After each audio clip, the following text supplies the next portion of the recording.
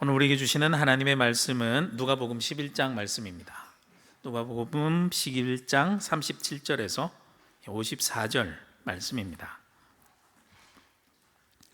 누가복음 11장 37절에서 54절 말씀을 저 한 절, 여러분 한 절 교독하시도록 하겠습니다. 말씀을 교독하겠습니다. 예수께서 말씀하실 때에 한 바리새인이 자기와 함께 점심 잡수시기를 청함으로 들어가 앉으셨더니 잡수시기 전에 손 씻지 아니하심을 그 바리새인이 보고 이상히 여기는지라. 주께서 이르시되 너희 바리새인은 지금 잔과 대접의 겉은 깨끗이 하나 너희 속에는 탐욕과 악독이 가득하도다. 어리석은 자들아, 겉을 만드신 이가 속도 만들지 아니하셨느냐. 그러나 그 안에 있는 것으로 구제하라. 그리하면 모든 것이 너희에게 깨끗하리라. 화 있을진저 너희 바리새인이여, 너희가 박하와 운향과 모든 채소의 11조는 들이되 공의와 하나님께 대한 사랑은 버리는도다. 그러나 이것도 행하고 저것도 버리지 말아야 할지니라. 화 있을진저 너희 바리새인이여, 너희가 회당의 높은 자리와 시장에서 문안 받는 것을 기뻐하는도다. 화 있을진저 너희여, 너희는 평토장한 무덤 같아서 그 위를 밟는 사람이 알지 못하느니라. 한 율법 교사가 예수께 대답하여 이르되 선생님, 이렇게 말씀하시니 우리까지 모욕하심이니이다. 이르시되 화 있을진저 또 너희 율법 교사여, 지기 어려운 짐을 사람에게 지우고 너희는 한 손가락도 이 짐에 대지 않는도다. 화 있을진저 너희는 선지자들의 무덤을 만드는도다. 그들을 죽인 자도 너희 조상들이로다. 이와 같이 그들은 죽이고 너희는 무덤을 만드니 너희가 너희 조상의 행한 일의 증인이 되어 옳게 여기는도다. 그러므로 하나님의 지혜가 일렀으되 내가 선지자와 사도들을 그들에게 보내리니 그 중에서 더러는 죽이며 또 박해하리라 하였느니라. 창세 이후로 흘린 모든 선지자의 피를 이 세대가 담당하되 곧 아벨의 피로부터 제단과 성전 사이에서 죽임을 당한 사가랴의 피까지 하리라. 내가 너희에게 이르노니 과연 이 세대가 담당하리라. 화 있을진저 너희 율법 교사여, 너희가 지식의 열쇠를 가져가서 너희도 들어가지 않고 또 들어가고자 하는 자도 막았느니라 하시니라. 거기서 나오실 때에 서기관과 바리새인들이 거세게 달려들어 여러 가지 일을 따져 묻고 그 입에서 나오는 말을 채잡고자 하여 노리고 있더라. 아멘. 예수님께서는 사람들에게 복을 선포하셨죠. 하지만 오늘 본문에 보니 예수님께서 사람들에게 화도 선포하셨습니다. 어떤 사람들에게는 그래서 복을, 또 어떤 사람에게는 화를 선포했는데요. 그 어떤 사람들이 어떻게 나눠질까요? 복을 선포한 사람들은 누가복음 6장에서도 나오지만 마태복음 5장에 보면 아주 자세하게 나와 있습니다. 어떤 사람들입니까? 복 있는 사람들은 마태복음 5장이요.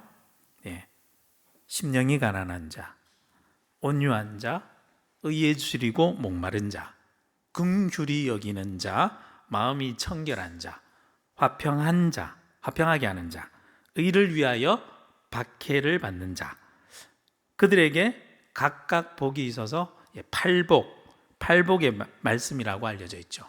그들에게는 복이 있대요. 그래서 복을 선포해 주셨어요. 그에 반해서 오늘 말씀해 보듯이 어떤 사람에게는 화를 선포하셨습니다. 그 말씀이 오늘 누가복음의 말씀인데 이 마태복음 23장에서도 화를 선포하시는 예수님의 말씀이 나옵니다. 마태복음에서는 예수님께서 언제 화를 선포했냐면 예루살렘 성에 입성하신 후에, 즉 고난받기 전에 어떤 사람들에게 화를 선포하셨고, 누가복음, 오늘 보는 누가복음에서는요 그보다 훨씬 앞에 공생의 기간 중에 유대 지역을 여행하던 중 어떤 사람 초대를 받아서 들어가서 그곳에서 화를 선포하셨다라는 차이가 있습니다. 그렇다면 예수님께서는 어떤 사람들에게 화를 선포하셨을까요? 마태복음에 보니까 화 있을진저 외식하는 서기관과 바리새인들이여 라면서 말씀하시고요. 누가복음 오늘 말씀에 보니까 화 있을진저 너희 바리새인들이여 화 있을진저 너희 율법 교사여라고 화를 선포하는 그 대상을 아주 분명하게 하고 있습니다. 예수님께서는 바리새인들과 율법 교사들에게 그리고 서기관들, 마태복음 서기관들에게 화를 선포하셨습니다. 자, 그렇다면 모든 바리새인들, 모든 율법 교사들, 모든 서기관들에게 화를 선포하신 것일까요? 그건 아닙니다. 예수님은 그들 모두에게 말씀하신 것이 아니라 그들 중에서도 분명한 아주 특징이 있는 어떤 사람들에 대해서 화를 선포하셨습니다. 마태복음과 누가복음을 비교해 보면 그 대상이 아주 분명해지는데요. 누가복음에는 너희 바리새인들, 너희 율법 교사들인데 마태복음에는 어떻게 되어 있냐면 화 있을진저 외식하는 바리새인, 외식하는 율법 교사, 서기관들, 즉 너희 해당되는 것이 어떤 사람입니까? 외식하는 사람들. 외식한다라는 말은 겉만 번지르르하게 꾸민다라는 말씀이죠. 예수님께서는 외식하는 사람들, 어찌 보면 즉 쉽게 얘기해 보면 한마디로 겉과 속이 다른 사람들, 그들에게 화를 선포하셨어요. 그러고 보니 앞에 나온 복 있는 사람들의 특징, 여러 가지 특징이 있겠지만 하나로 묶어본다면 모두 한결같이 외식하지 않고 진실한 사람들, 즉 겉과 속이 같은 사람들이란 특징이 있습니다. 예수님께서는 이렇게 겉과 속이 같은 사람들에게는 복을 선포하셨고 겉과 속이 다른 사람들에게는요 화를 선포하셨다라는 것을 알 수 있어요. 그렇다면 예수님께서 화를 선포하신 바리새인과 율법 교사들, 그 사람들이 과연 어떻게 겉과 속이 달라서 예수님께서 화를 선포하시는 것인지 오늘 누가복음의 말씀을 통해서 자세히 살펴보도록 하겠습니다. 그래서 오늘 본문을 딱 두 부분으로 나누어 보면요, 화 있을진저라고 선포하시면서 외식하는 바리새인들에게 선포하신 말씀의 내용과 그리고 45절에서 뒷부분 54절까지는 화 있을진저라고 얘기하면서 너인데 원래는 외식하는 율법 교사들에게 대해서 화를 각각 3번씩 선포하셨어요. 그래서 합이 6번인데 6번의 화를 선포하신 내용입니다. 먼저 첫 번째 내용을 볼까요? 화 있을진저 외식하는 바리새인들에게 선포하신 내용입니다. 37절 말씀에 보니까 예수께서 말씀하실 때에 한 바리새인이 자기와 함께 점심 잡수기를 청함으로 들어가 앉으셨더니 라고 배경이 설명되어 있어요. 예수님께서 어떤 말씀, 앞쪽의 내용을 말씀을 쫙 전하실 때에 그 말씀을 듣던 한 바리새인이 예수님에게 식사 초대를 한 겁니다. 어떤 의도를 가지고 예수님을 초대했는지는 몰라요. 좋게 보면 예수님의 가르침을, 말씀을 듣고 놀라운 말씀이다, 더 관심이 가서 예수님과 더 깊은 대화를 나누고 싶어서 초대했을 수도 있습니다. 하지만 나쁘게 본다면 많은 사람들의 관심을 받고 있는 대상 예수님을, 유명 인사잖아요, 자신의 집에 초대해서 식사 자리에 초대한다는 것, 가만히 보면 어찌 보면 은근히 자신을 드러내고 싶었던 마음을 가졌을 수도 있습니다. 나중에 예수님의 말씀을 이렇게 연결해서 본다면 앞의 내용이 많을까요? 뒤의 내용이 맞을까요? 제가 보기에는 뒤쪽의 마음이 더 큰 것 같아요. 자신을 드러내고 싶은 마음이 더 크지 않았을까 생각됩니다. 그런데 그런 속마음을 다 아시면서도 예수님께서는요 그냥 초대하니까 선뜻 그것에 응하십니다. 그것도 이해되지 않죠. 누구나 다 그렇지 않습니까? 식사 자리는 편한 사람들과 하고 싶은 게 당연한 겁니다. 예수님께서는 주로 어떤 사람들과 이렇게 교류하셨어요? 주로 죄인들, 가난한 사람들, 소외된 사람들, 그들의 친구가 되어주셨고요, 그들과 주로 함께 하셨어요.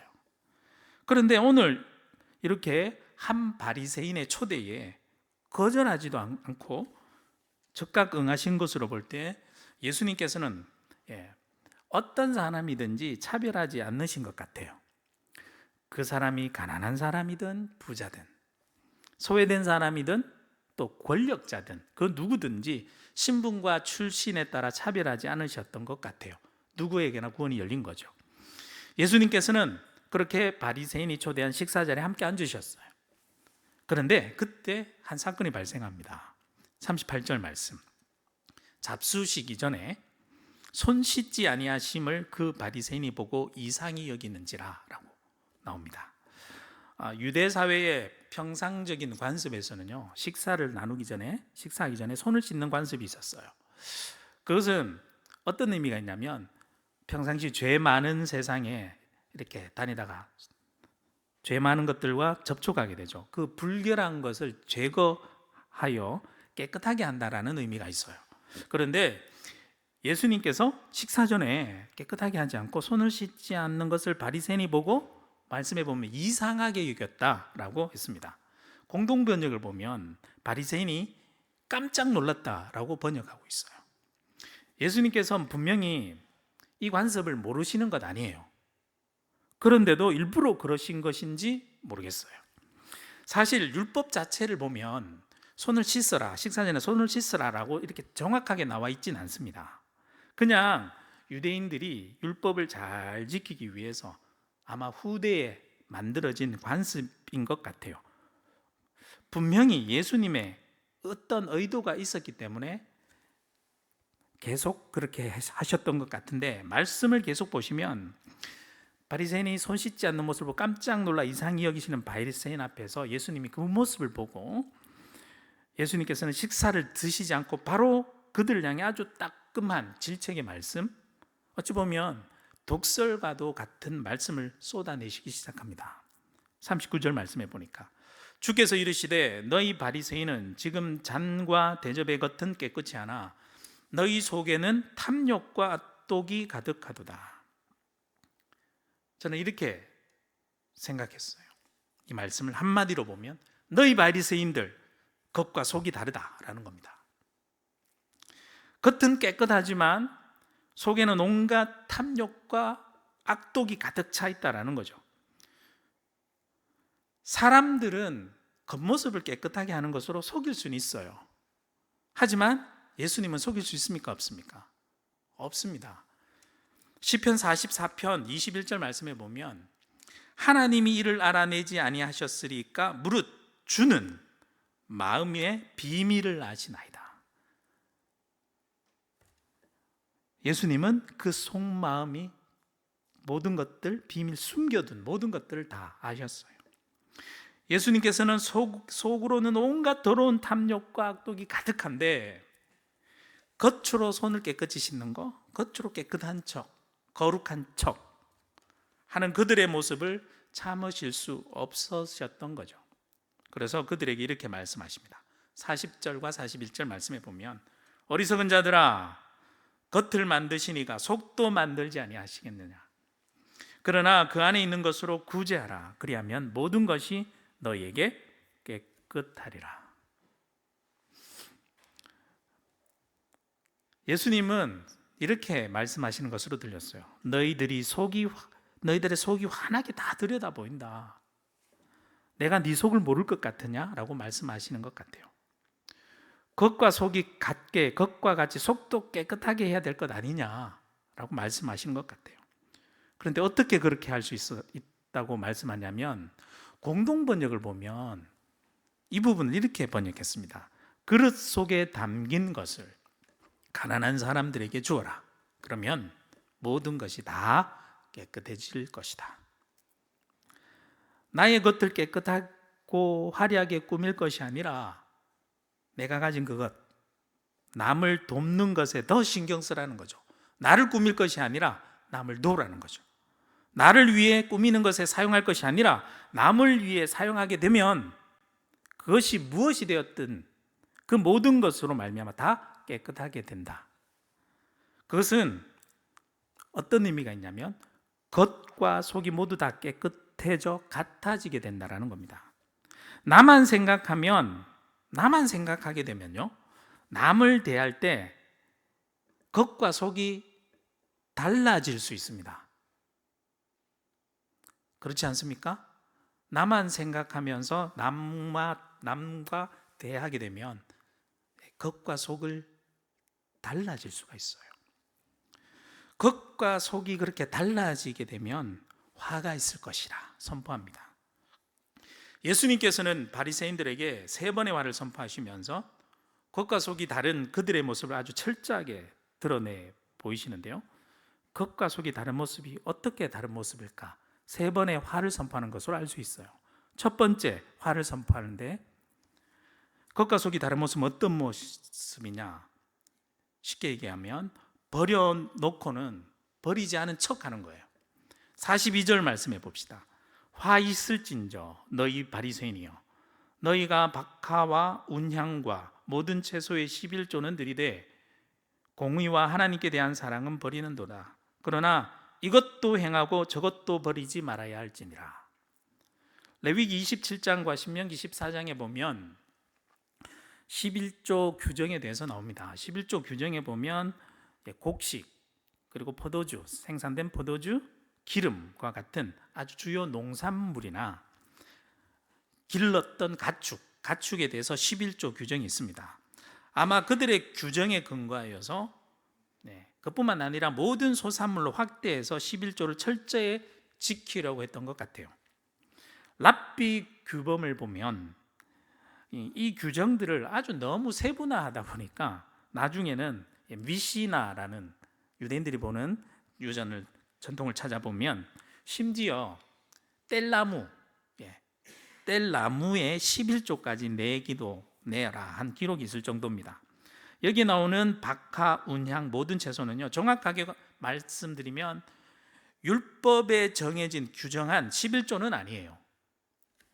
아마 바리새인들이 나중에 더 율법을 철저하게 지키려고 더 그 조항을 철저하게 세분화해서 드린 11조, 이만큼 내가 율법을 철저하게 지킵니다 라고 드러내는 11조로 발전된 것 같아요. 그렇게 형식과 절차를 꼼꼼히 따져가면서 율법을 정작 지킨다고 하면서 정작 율법의 핵심의 정신인 하나님께 대한 사랑은 버려버렸다라고 질타하고 계십니다. 율법의 핵심 정신, 하나님의 사랑의 정신은 버려버리고 율법의 겉모양은 철저히 지킨다라고 하면서 마치 율법의 근본은 버려버리는데 버리지 않은 척하는 것을 보면서 화를 선포하신 거죠. 두 번째, 겉과 속이 다른 모습 어떤 모습이냐? 내가 사랑하는 척, 기뻐하는 척 하는 거예요. 43절 말씀 볼까요? 화 있을진저 너희 바리새인이여 너희가 회당의 높은 자리와 시장에서 문안받는 것을 기뻐하는도다. 여기서 기뻐한다라는 말을 헬라어 원어를 살펴보면 아가파오입니다. 예수님께서 부활하시고 제자 베드로에게 찾아와서서 제자 베드로에게 3번의 질문을 던지시죠. 그 질문이 헬라어 원어로 아가파오메 나를 사랑하느냐, 아가파오는 나를 사랑하느냐는 뜻입니다. 바리새인들이 겉으로는 하나님을 사랑하고 기뻐하는 것처럼 그렇게 하는 것처럼 보이지만 사실 그들의 속마음은 하나님을 향한 사랑이 아니었던 거죠. 자신을 사랑하는 거였어요. 사랑의 대상이 바뀌어진 거였어요. 회당의 높은 자리에 앉았다라는 것은 종교적으로 존경받기를 내가 사랑하고 기뻐하는 거예요. 시장에서 문안받는 것, 그것도 사회적으로 존경받기를 사랑하고 기뻐한다라는 것입니다. 마치 하나님을 사랑하지 않는데도 사랑하고 기뻐하는 척하는 것, 겉과 속이 다른 거죠. 이런 자들에게 화가 있다라고 선포하셨어요. 세 번째는요, 아닌 척하는 거예요. 아닌 척. 44절 말씀 볼까요? 화 있을진저 너희여 너희는 평토장한 무덤 같아서 그 위를 밟는 사람이 알지 못하느니라. 평토장한 무덤이란 같다라는 것은 잘 준비되어진 장례를 치르고 준비되어진 장지를 마련해서 이렇게 장례를 치른 것이 아니라 형편이 어려운 사람들, 때로는 용고가 없는 사람들의 시체를 빨리 처리해야 되니까 대충 땅에 묻어둔 무덤, 대충 덮어둔, 그냥 평평하게 묻어둔 무덤을 말해요. 주로 무덤이 있는 곳에 그래서 표시를 놓게 되는데, 무덤이라고 표시를 놓게 되는데, 시간이 지나고 그럼 그 표시된 것이 유실될 수 있죠. 그러면 나중에 그가 무덤인 줄 모르고 사람들이 그 위를 지나다닐 수 있습니다. 그러면 유대인들의 입장에서 보면 그것 무덤인 줄 모르고 그 위를 밟게 되면 그 밟은 그 사람이 부정해진다라고 여겼어요. 즉 이 말씀은 바리새인들을 겉모습으로 보면 아무렇지도 않은 것 척하지만 사실 그 속에는 시체가 썩고 있다라는 겁니다. 그것도 모르고 사람들은 바리새인들이 내가 아닌 척하면서 하는 겉모습을 보고 그게 속아서 그들을 따라가다 다른 사람들까지 부정하게 만들어버리는 다른 것입니다. 그렇게 겉과 속이 다른 것이 아닌 척하는 것은 다른 사람들까지 타락하게 만드는 아주 위험한 것이었기 때문에 결국 그에게 화를 선포하신 것입니다. 이렇게 바리새인들에게 화를 선포했죠. 45절부터는 율법 교사들에게 화를 선포합니다. 자, 그 식사 자리에 예수님뿐만 아니라 다른 바리새인들과 율법 교사들도 있었어요. 율법 교사는 주로 바리새파 사람들 출신 중에서 나왔기 때문에 아마 식사에 초대한 이 바리새인과 아주 친분이 있는 율법 교사 같아요. 그가 식사 자리에 함께 있다가 예수님께서 바리새인에게 막 쏟아내는 질책의 말을 듣고 있는 것이 마음에 굉장히 거북했던 것 같아요.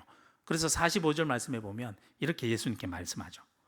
한 율법 교사가 예수께 대답하여 이르되 선생님 이렇게 말씀하시니 우리까지 모욕하심이니이다. 율법 교사도 예수님이 쏟아내시는 말씀이 계속 마음에 비수같이 찔려왔던 거예요. 계속 찔려왔던 거예요. 자신에게 하는 말씀 같은 거예요. 그런데 그들은 예수님의 말씀을 자신들을 모욕하는 것으로 받아들였어요.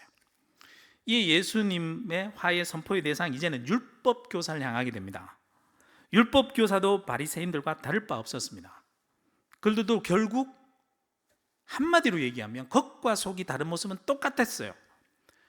그들에게 선포된 겉과 속이 다른 예수님의 말씀을 통해서 볼까요? 먼저 첫 번째, 그들은 어떤 모습이었냐? 하지 않으면서 하는 척했어요. 46절 말씀 이르시되 화 있을진저 또 너희 율법 교사여 지기 어려운 짐을 사람에게 지우고 너희는 한 손가락도 이 짐에 대지 않는도다. 이 부분을 공동번역으로 읽어보면 이렇습니다. 너희는 견디기 어려운 짐을 남에게 툭 지워놓고 자기는 그 짐에 손가락 하나 대지 않는다. 남에게 여러 율법 조항들을 막 가르치면서 이것저것 지켜야 된다, 이건 이렇게 해야 된다, 이렇게 해야 된다라고 말하면서도 정작 자신은 자신이 가르친 말씀 하나도 지키지 않는다라는 거죠. 마치 오늘 보면 법을 가장 잘 아는 사람이 그 법을 이용해서 자신의 이익을 다 챙기고요, 교묘하게 다 빠져나가는, 벙망을 빠져나가는 법을 자신의 개인적 용도로 이용하는 것과 같아요. 율법 교사들을 자신의 입맛에 맞게 율법은 자기들이 유리하게 해석하면서 자신들의 거룩함을 지키는 것 같지만 그것 때문에 수많은 사람들은 그 율법 교사가 가르쳐준 그 말씀을 지키기 위해서 가랑이가 찢어질 것 같다라는 거예요. 그야말로 자신들은 하지 않고 지키지 않고 잘 빠져나가면서 마치 자신들은 모든 것을 잘하는 거 하지 않으면서 잘하는 것처럼 하는 거예요. 이것이 겉과 속이 다른 모습이죠. 두 번째 겉과 속이 다른 모습에 화를 선포하셨는데 어떤 사람들이냐면 마치 자신이 의인의 길을 따르는 척하는 사람들이에요. 선지자의 길을 따르는 척하는 사람들이에요. 47절 말씀 읽어볼까요? 화 있을진저 너희는 선지자들의 무덤을 만드는도다. 그들을 죽인 자도 너희 조상들이로다. 48절 이와 같이 그들은 죽이고 너희는 무덤을 만드니 너희가 너희 조상의 행한 일에 증인이 되어 옳게 여기는도다. 여기서 선지자들의 무덤을 만들었다고 했는데요, 공동 번역을 보면 선지자들의 무덤을 꾸몄다라고 해석해요. 그리고 새롭게 나온 새 한글 성경을 살펴보면 선지자들 무덤 앞에 묘비를 번듯하게 세웠다라고 이렇게 번역합니다. 그 얘기인즉슨 그들은 겉으로 마치 선지자들의 뜻을 따라서 그의 무덤에 아주 이렇게 무덤을 꾸미고 묘비를 세우면서 기리는 것처럼 그 길을 따라가는 척하지만 사실 그들의 속을 들여다보고 따져보면 그 선지자들을 죽인 사람들이 바로 그들의 조상이다라는 겁니다. 그들도 결국 선지자들을 죽인 한 통속이라는 거죠. 그래서 세 번역에 보면 너희는 조상들이 저지른 소행을 증언하여 찬동하는 것이다, 이렇게 번역했어요. 이 모든 일들 하나님께서 알려주신 그대로 된 것이다 말씀합니다. 49절에서 51절 말씀을 제가 읽어보면, 그러므로 하나님의 지혜가 일렀을 때 내가 선지자와 사도들을 그들에게 보내리니 그 종에서 더러는 죽이며 또 박해하리라 하였느니라. 창세 이후로 흘린 모든 선지자의 피를 이 세대가 담당하되 곧 아벨의 피로부터 제단과 성전 사이에서 죽임을 당한 사가랴의 피까지 하리라. 내가 너에게 이르노니 과연 이 세대가 담당하리라. 하나님께서 말씀하신 대로 그들은 분명히 심판받게 될 겁니다. 창세기에서 나온 최초의 살인사건이 바로 아벨의 살인사건이잖아요. 아벨의 피부터 성전 사이에서 죽임을 당한 사가랴의 피, 여기서 사가랴, 성경을 찾아보면 정확하게 이 사가랴가 누군지 명확하게 나오진 않아요. 아마 성서학자들은 역대하 24장 말씀에 보면 여호야다의 아들 스가랴가 말씀을 전하다가 죽임을 당한, 성전 사이에서 죽임을 당한 그 사건을 말하는 것 같아요. 그래서 이 모든 것들, 공동 번역에 번역한 것처럼 이 모든 일들을, 그 일에 대한 책임을 이 세대가 져야 할 것이다 라고 말씀합니다. 자, 선지자를 따르는 척 한다면 결국 그 선지자들의 죽음의 책임까지 모두 다 책임져야 한다라는 것이죠. 마지막 세 번째 화를 선포하는데요, 어떤 사람에게 화를 선포하느냐, 마치 열어주는 척하는 사람들. 52절 말씀입니다. 같이 읽어볼까요? 시작.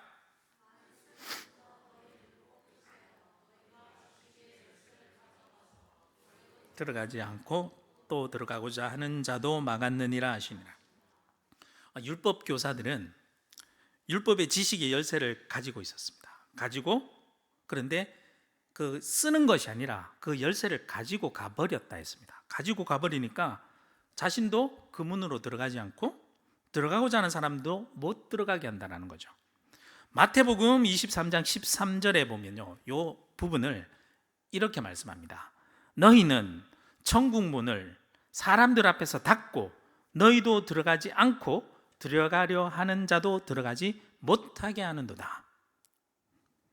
천국 문을 열어주는 척하지만, 열쇠를 가지며 내가 열쇠 가지고 있다, 열어줄게 척하지만 열쇠를 그냥 가지고 가버려서 자기 마음대로 가지고 버려서 in my pocket에서 다른 사람들이 들어가지 못하게 하고 그 문을 닫아버리고 자신도 결국 그 문으로 들어가지 못한다는 거예요.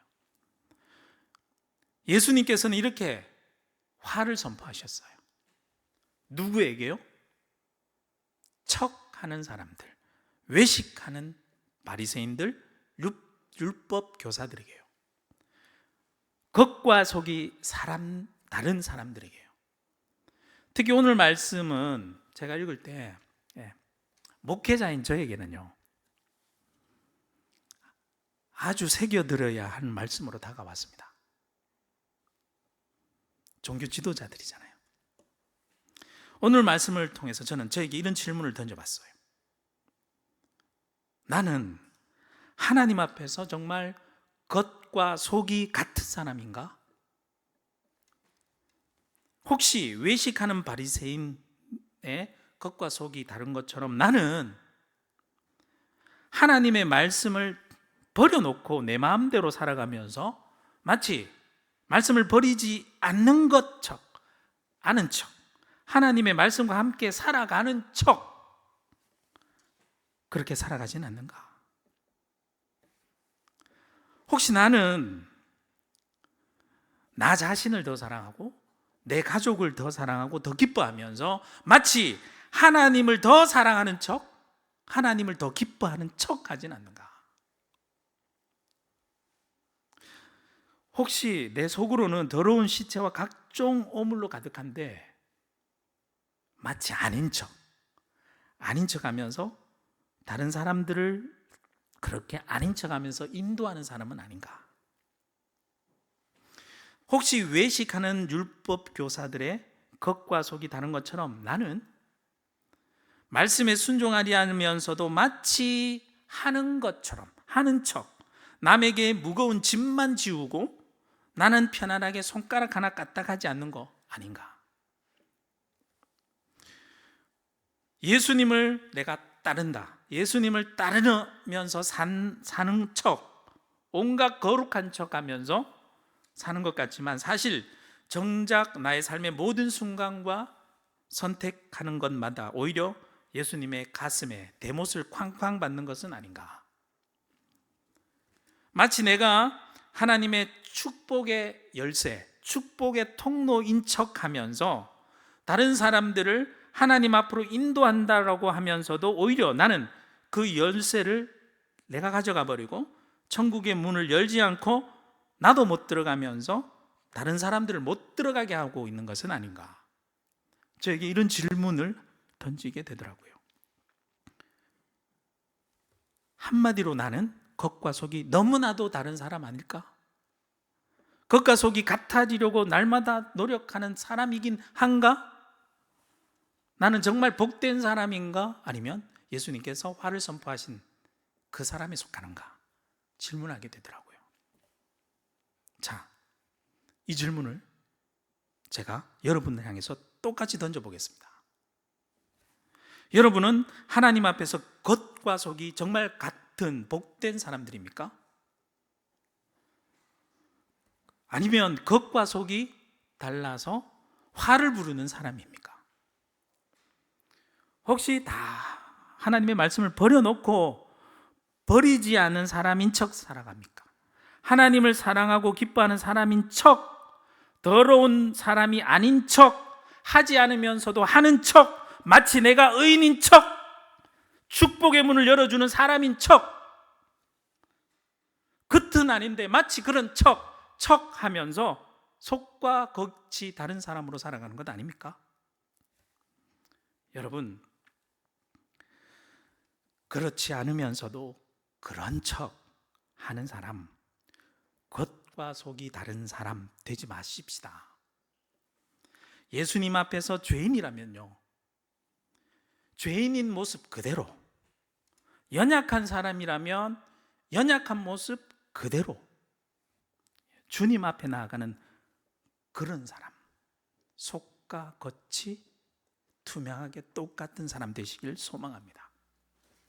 그렇지 않은데도 마치 그런 척하는 사람이 아니라 내가 정말 그런 사람이 될 수 있게 해달라고, 이 시간 성령 하나님께서 나와 함께 하셔서 나를 변화시켜 달라고, 오늘 이 시간 함께 말씀을 기억하면서 기도하는 가운데 저와 여러분들 가운데 정말 속과 겉이 하나님 앞에서 온전히 하나 되는 그런 사람 되게 해주시옵소서. 기도하시며 나아가는 저와 여러분들이 되길 소망합니다.